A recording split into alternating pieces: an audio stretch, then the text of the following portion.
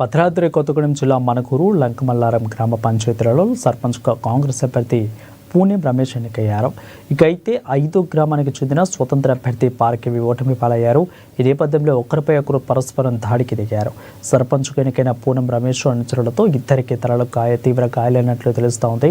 ఇక స్థానిక పిఎస్లో పరస్పరం ఫిర్యాదు చేసుకున్నారు. ఓటమి పాలైన స్వతంత్ర అభ్యర్థి అనుచరులు ఓటమిని జీర్ణించుకోలేక కాపు కాసి రాత్రి సమయంలో అటుగా వస్తున్న తమ కార్యకర్తలను నానా బూతులు తిడుతూ స్వతంత్ర అభ్యర్థి మడకం మంచు పార్కివి ఆమె భర్త మడకం శ్రీకాంత్ తమపై దాడికి పాల్పడి ఇష్టానుసారంగా కర్రలతో కొట్టి తలలు పగలగొట్టారని సర్పంచ్ పూణెం రమేష్ ఆరోపిస్తున్నారు. ఇక తమకు ప్రాణహాని ఉందని తమకు రక్షణ కల్పించాలని బాధితులు మణుగూరు పోలీస్ స్టేషన్లో ఫిర్యాదు చేసినట్లు తెలిపారు.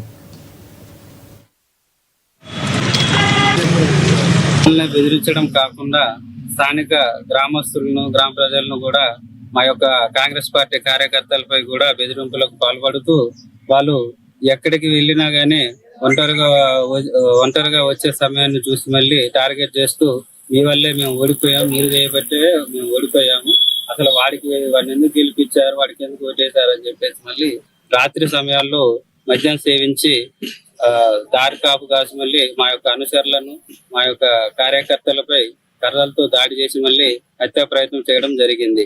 ములకల సుధీరు మరియు ఇంకొంతమంది కార్యకర్తలు మణుగూరు వెళ్ళి వస్తుండగా లంకమల్లారంకి వస్తుండగా వాళ్ళపై దారి కాసి దాడులకు తెగబడి మళ్ళీ ఈ యొక్క కర్రలతోటి కొట్టడం జరిగింది. సో ఈ గమనించినటువంటి కొంతమంది మిత్రులు సర్పంచ్ గా మాకు పూణెం రమేష్ అనే మాకు ఫోన్ చేయగా నేను మరియు నాతో పాటు గనుపైన సుధీరు, గనుపైన నాగరాజు అనే 3 వ్యక్తులు అక్కడ సంఘటన దగ్గరికి వెళ్ళడం జరిగింది. అక్కడికి వెళ్ళాక ఏం జరుగుతుంది.